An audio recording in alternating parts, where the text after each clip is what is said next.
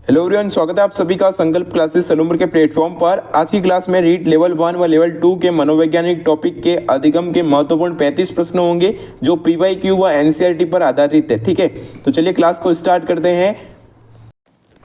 Question number 1 है, नवीन ज्ञान व नवीन अनुभव अर्जन करने की प्रक्रिया ही अधिगम है। यह परिभाषा किस मनोवैज्ञानिक द्वारा दी गई है? गेट्स व अन्य, crow and crow, Woodworth, Skinner. तो इसका जो राइट आंसर होगा वो होगा वुडवर्थ। ठीक है, नवीन ज्ञान व नवीन अनुभव अर्जन करने की प्रक्रिया ही अधिगम है, यह परिभाषा वुडवर्थ के द्वारा दी गई है। ऑप्शन नंबर सी इसका राइट आंसर हो जाएगा। बढ़ते हैं नेक्स्ट क्वेश्चन की तरफ।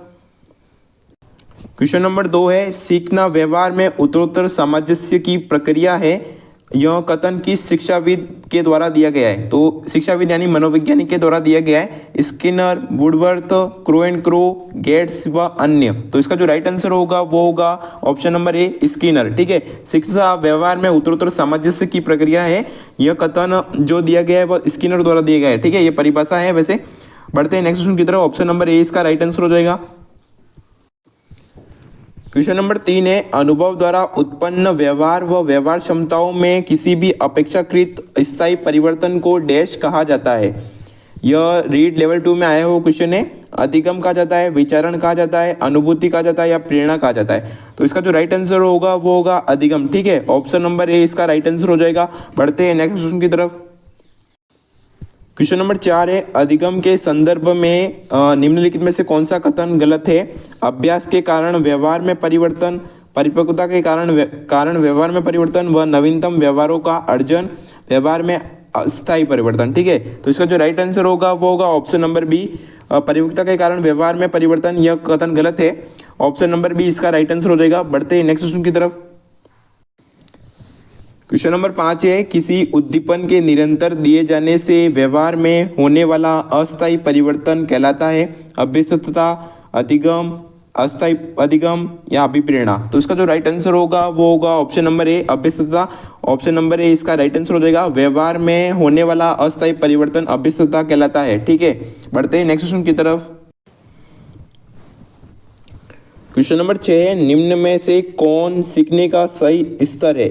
ठीक है, यह रीड लेवल 2 में आया हुआ है। आपको देखकर बताना है कि सीखने का सही स्तर कौन सा है। तो इसका जो राइट आंसर होगा वो होगा ऑप्शन नंबर सी, तथ्य, सूचना, फिर ज्ञान प्राप्त करना, बोध, फिर प्रज्ञान। ठीक है, ऑप्शन नंबर सी इसका राइट आंसर हो जाएगा। इस क्वेश्चन को आप वीडियो को रोक कर एक बार ध्यान से देख ले, सीखने का सही स्तर कौन सा है। ठीक है, बढ़ते हैं नेक्स्ट क्वेश्चन की तरफ। क्वेश्चन नंबर 7 है, अधिगम की प्रक्रिया में सबसे प्राथमिक चरण है लक्ष्य, अभिप्रेरणा, अनुक्रिया या बाधा। तो इसको जो राइट आंसर होगा वो होगा अभिप्रेरणा। ठीक है, ऑप्शन नंबर बी इसका राइट आंसर हो जाएगा। अधिगम की प्रक्रिया का सबसे प्राथमिक चरण है वह अभिप्रेरणा होता है। ठीक है, सभी ध्यान देंगे। बढ़ते हैं नेक्स्ट क्वेश्चन की तरफ।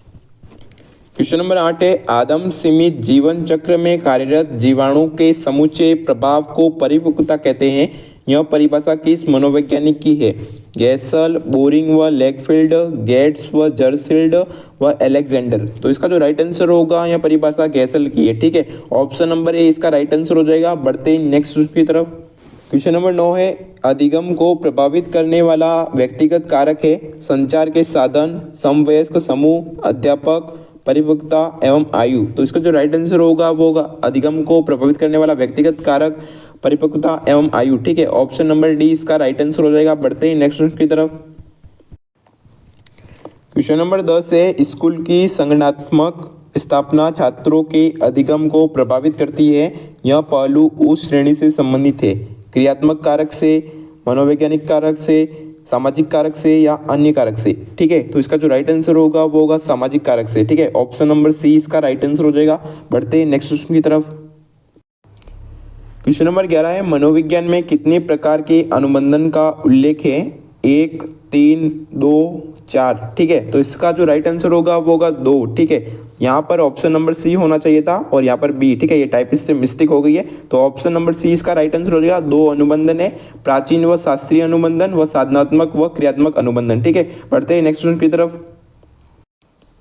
क्वेश्चन नंबर 12 है, शास्त्रीय अनुबंधन के प्रतिपादक है। शास्त्रीय अनुबंधन के प्रतिपादक है इवान पावलोव, थॉर्नडाइक, स्किनर या कोहलर। शास्त्रीय अनुबंधन को प्राचीन अनुबंधन भी कहा जाता है। तो इसका जो राइट आंसर होगा वो होगा ऑप्शन नंबर ए, इवान पावलोव। ठीक है, ऑप्शन नंबर ए राइट आंसर हो जाएगा। बढ़ते हैं नेक्स्ट की तरफ।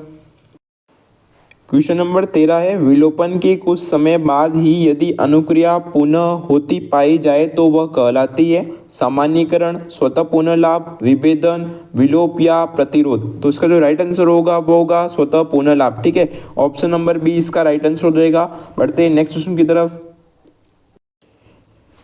क्वेश्चन नंबर 14 है, अधिकांश अतार्किक भय फोबिया के पीछे का कारण है। ठीक है, फोबिया के पीछे का कारण क्या है? प्राचीन अनुबंधन, क्रिया प्रस्तुत अनुबंधन, अंतर्दृष्टि अधिगम या अव्यक्त अधिगम। तो इसका जो राइट आंसर होगा वो होगा प्राचीन अनुबंधन, जिसे ऑप्शन नंबर ए इसका राइट आंसर हो जाएगा, जिसे अपन शास्त्रीय अनुबंधन भी कहा जा सकता है। ठीक है, ऑप्शन नंबर ए इसका राइट आंसर हो जाएगा। बढ़ते हैं नेक्स्ट क्वेश्चन की तरफ। क्वेश्चन नंबर 15 है, निम्न में अधिगम का मुख्य नियम नहीं है? प्रभाव का नियम, तत्परता का नियम, अभ्यास का नियम या मनोवृत्ति का नियम। तो इसका जो राइट आंसर होगा वो होगा मुख्य नियम नहीं है, मनोवृत्ति का नियम। ठीक है, बाकी तीनों तो है, प्रभाव का नियम, तत्परता का नियम व अभ्यास का नियम, यह तीनों है। ऑप्शन नंबर डी इसका राइट आंसर हो जाएगा। बढ़ते हैं नेक्स्ट क्वेश्चन की तरफ। क्वेश्चन नंबर 16 है, एक शिक्षक होने के नाते आप सीखने के किस नियम को नहीं अपनाएंगे? आंशिक क्रिया का नियम, तत्परता का नियम, अभ्यास का नियम या प्रलोभन का नियम। तो इसका जो राइट आंसर होगा वो होगा ऑप्शन नंबर डी, प्रलोभन का नियम। ठीक है, बाकी तीनों जो शिक्षक होने के नाते आपको अपनाने पड़ेंगे, आंशिक क्रिया का नियम, तत्परता का नियम व अभ्यास का नियम। ठीक है, जो ग्रेड सेकंड में 2011 में आया हुआ क्वेश्चन है। ऑप्शन नंबर डी इसका राइट आंसर हो जाएगा। और बढ़ते हैं नेक्स्ट क्वेश्चन की तरफ। क्वेश्चन नंबर 17 है, तत्परता का नियम निम्न स्कूल से संबंधित है। जो ग्रेड सेकंड 2011 में आया हुआ क्वेश्चन है, प्रत्यक्षवाद से, व्यवहारवाद से, संज्ञानवाद से या प्रयोजनवाद से। तो इसका जो राइट आंसर होगा वो तत्परता का नियम है, वह व्यवहारवाद से संबंधित है। ऑप्शन नंबर बी इसका राइट आंसर हो जाएगा। और बढ़ते हैं अपन नेक्स्ट क्वेश्चन की तरफ। क्वेश्चन नंबर 18 है, निम्न प्रतिक्रियाओं को सीखने के उपरांत संतुष्टि प्राप्त होती है, उन्हें सीख लिया जाता है, कहलाता है कल्पना का नियम, प्रभाव का नियम, तत्परता का नियम, सापेक्षता का नियम। तो इसका जो राइट आंसर होगा वो होगा ऑप्शन नंबर बी, प्रभाव का नियम। ठीक है, जिन प्रतिक्रियाओं को सीखने के उपरांत संतुष्टि प्राप्त होती है तो उन्हें सीख लिया जाता है, तो वो प्रभाव का नियम है। ऑप्शन नंबर बी इसका राइट आंसर हो जाएगा। और बढ़ते हैं अपन नेक्स्ट की तरफ। क्वेश्चन नंबर 19 है, अधिगम का वह गौण नियम जिसका आधार अभ्यास का नियम है, कहलाता है बहु अनुक्रिया का नियम, मनोवृत्ति का नियम, आंशिक क्रिया का नियम या सादृश्य अनुक्रिया का नियम। तो इसका जो राइट आंसर होगा वो होगा बहु अनुक्रिया का नियम। ठीक है, ऑप्शन नंबर ए इसका राइट आंसर हो जाएगा। और बढ़ते हैं नेक्स्ट की तरफ। क्वेश्चन नंबर 20 है, थॉर्नडाइक द्वारा दिए गए 3 मुख्य नियमों में कौन सा नियम स्किनर के क्रिया प्रसूत अनुबंधन को भलीभांति परिभाषित करता है? तत्परता का नियम, अभ्यास का नियम, संतोष का नियम या इनमें से कोई नहीं। तो इसका जो राइट आंसर होगा वो होगा संतोष का नियम। ठीक है, ऑप्शन नंबर सी इसका राइट आंसर हो जाएगा। बढ़ते हैं नेक्स्ट क्वेश्चन की तरफ। क्वेश्चन नंबर 21 है, पारितोषिक तथा दंड के माध्यम से सीखना अधिगम के किस सिद्धांत से संबंधित है? सामाजिक सीखना, क्रिया प्रस्तुत अनुबंध, शास्त्रीय अनुबंध या संज्ञानात्मक सिद्धांत। ठीक है, तो इसका जो राइट आंसर होगा वो होगा ऑप्शन नंबर बी। ठीक है, क्रिया प्रस्तुत सिद्धांत अनुबंधन से संबंधित है। ऑप्शन नंबर बी इसका राइट आंसर हो जाएगा। बढ़ते हैं नेक्स्ट की तरफ। क्वेश्चन नंबर 22 है, विभिन्न प्रकार के यंत्र जैसे रेडियो, कैमरा, टीवी आदि को चलाना हम डैश के आधार पर सीखते हैं? सामाजिक अधिगम, अंतर्दृष्टि अधिगम, नैमित्तिक अनुबंधन और प्राचीन अनुबंधन। तो इसका जो राइट आंसर होगा वो होगा नैमित्तिक अनुबंधन। ठीक है, ऑप्शन नंबर सी इसका राइट आंसर हो जाएगा। बढ़ते हैं नेक्स्ट की तरफ। क्वेश्चन नंबर 23 है, क्रिया प्रसूत मुख्यतः किसकी भूमिका पर बल देता है? वातावरण, पुनर्बलन, अधिगम सामग्री या शिक्षक। ठीक है, तो इसका जो राइट आंसर होगा वो होगा पुनर्बलन। ठीक है, ऑप्शन नंबर बी इसका राइट आंसर हो जाएगा। बढ़ते हैं नेक्स्ट की तरफ। क्वेश्चन नंबर 24 है, स्किनर द्वारा प्रतिपादित अधिगम सिद्धांत है शास्त्रीय अनुबंधन, क्रिया प्रसूत अधिगम, अंतर्दृष्टि अधिगम, प्रयत्न या भूल अधिगम। तो इसका जो राइट आंसर होगा वो होगा क्रिया प्रसूत अधिगम। ऑप्शन नंबर बी इसका राइट आंसर हो जाएगा, जो स्किनर द्वारा प्रतिपादित है। बढ़ते हैं नेक्स्ट की तरफ। क्वेश्चन नंबर 25 है, सकारात्मक दंड का निम्न में से कौन सा उदाहरण है? मित्रों द्वारा उपहास, मित्रों के साथ समय बर्बाद करना, मिनमेक निकालना बंद करना, या इनमें से सभी। तो इसका जो राइट आंसर होगा वो होगा ऑप्शन नंबर ए, मित्रों के द्वारा उपहास। ठीक है, ऑप्शन नंबर ए इसका राइट आंसर हो जाएगा। बढ़ते हैं नेक्स्ट की तरफ। क्वेश्चन नंबर 26 है, वह व्यवहारवादी सिद्धांत जो अधिगम के लिए प्रथम सफल प्रयास की बात करता है उसके प्रतिपादक है स्किनर, गुथरी, वॉटसन, क्लार्क, हल। तो इसका जो राइट आंसर होगा वो होगा गुथरी। ठीक है, ऑप्शन नंबर बी इसका राइट आंसर हो जाएगा। वह व्यवहारवादी सिद्धांत है जो अधिगम के लिए प्रथम सफल प्रयास की बात करता है उसके प्रतिपादक है वह गुथरी है। ठीक है, ऑप्शन नंबर बी इसका राइट आंसर हो जाएगा। बढ़ते हैं नेक्स्ट की तरफ। क्वेश्चन नंबर 27 है, एकल प्रयास अधिगम का नियम, ठीक है, संबंधित है एडविन रे गुथरी से, क्लार्क हल से, और बीएफ स्किनर से व अल्बर्ट बंडूरा से। तो इसका जो राइट आंसर होगा वो होगा एडविन रे गुथरी से। ठीक है, ऑप्शन नंबर ए इसका राइट आंसर हो जाएगा। और एकल प्रयास अधिगम का नियम संबंधित है तो वो एडविन रे गुथरी से। ऑप्शन नंबर ए इसका राइट आंसर है। बढ़ते हैं नेक्स्ट की तरफ।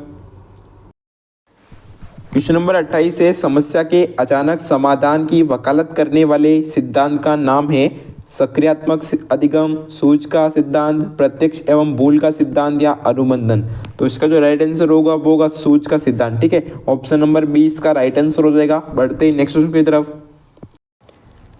क्वेश्चन नंबर 29 है, गेस्टाल्ट स्कूल के संस्थापक है वर्दीमर, कोलर, कोफका, या लेविन। ठीक है, तो इसका जो राइट आंसर होगा वो होगा वर्दीमर। गेस्टाल्ट स्कूल के संस्थापक है वर्दीमर। ऑप्शन ए इसका राइट आंसर हो जाएगा। बढ़ते हैं नेक्स्ट की तरफ। क्वेश्चन नंबर 30 है, अंतर्दृष्टि या सूझ द्वारा सीखना सिद्धांत किसने दिया है? कर्ट लेविन ने, कोलर ने, ए बंडूरा ने, या गुथरी ने। ठीक है, तो इसका जो राइट आंसर होगा वो होगा कोलर ने। ठीक है, अंतर्दृष्टि या सूझ द्वारा सीखने का सिद्धांत है वह कोलर द्वारा दिया गया है। ऑप्शन नंबर बी इसका राइट आंसर हो जाएगा। बढ़ते हैं नेक्स्ट की तरफ। क्वेश्चन नंबर 31 है, सीखने का संज्ञानात्मक क्षेत्र सिद्धांत किस मनोवैज्ञानिक द्वारा दिया गया है? थॉर्नडाइक, टॉलमैन, हल, या लेविन। तो इसका जो राइट आंसर होगा वो होगा लेविन। ठीक है, ऑप्शन नंबर डी इसका राइट आंसर हो जाएगा। सीखने का संज्ञानात्मक क्षेत्र सिद्धांत है वह लेविन द्वारा दिया गया है। ऑप्शन नंबर डी इसका राइट आंसर है। बढ़ते हैं नेक्स्ट की तरफ। क्वेश्चन नंबर 32 है, कार्ल रोजर्स के सिद्धांत का संबंध है व्यवहारवाद से, मनोविश्लेषणवाद से, मानवतावाद से, संरचनावाद से। तो इसका जो राइट आंसर होगा वो होगा मानवतावाद से। ठीक है, ऑप्शन नंबर सी इसका राइट आंसर हो जाएगा। बढ़ते हैं नेक्स्ट की तरफ। क्वेश्चन नंबर 33 है, श्रृंखला अधिगम चेन लर्निंग का संबंध किससे है? थॉर्नडाइक से, गेने से, पावलोव से, या लेविन से। तो इसका जो राइट आंसर होगा वो होगा गेने से। ठीक है, ऑप्शन नंबर बी इसका राइट आंसर हो जाएगा। श्रृंखला अधिगम चेन लर्निंग का संबंध है वह गेने से। ऑप्शन नंबर बी राइट है। बढ़ते हैं नेक्स्ट की तरफ। क्वेश्चन नंबर 34 है, द कंडीशन ऑफ लर्निंग पुस्तक लिखी है रॉबर्ट गेने ने, आसुबेल ने, थॉर्नडाइक ने, या पावलोव ने। तो इसका जो राइट आंसर होगा वो होगा ऑप्शन नंबर ए, रॉबर्ट गेने द्वारा। ठीक है, ऑप्शन नंबर ए इसका राइट आंसर हो जाएगा। रॉबर्ट गेने द्वारा द कंडीशन ऑफ लर्निंग पुस्तक लिखी गई है। बढ़ते हैं नेक्स्ट की तरफ। क्वेश्चन नंबर 35 है, अधिगम अंतरण का थॉर्नडाइक सिद्धांत कहा जाता है समानता का सिद्धांत, अनुरूप तत्वों का सिद्धांत, औपचारिक नियमों का सिद्धांत, या इनमें से कोई नहीं। तो इसका जो राइट आंसर होगा वो होगा अनुरूप तत्वों का सिद्धांत। ऑप्शन नंबर बी इसका राइट आंसर हो जाएगा। वीडियो के डिस्क्रिप्शन बॉक्स में टेलीग्राम चैनल की लिंक है, वहाँ पर आपको क्लास की पीडीएफ प्राप्त हो जाएगी। तो वहाँ टेलीग्राम चैनल पर ज्वाइन जरूर से कर ले। साथ ही में आपको वहाँ पर नोट्स रीड के प्रोवाइड करवाए जाएंगे, तो ज्वाइन जरूर से कर ले। और वीडियो कैसा लगा है कमेंट बॉक्स में अवश्य रूप से बताएं। वह एक लाइक व एक शेयर जरूर से कर देना। ठीक है।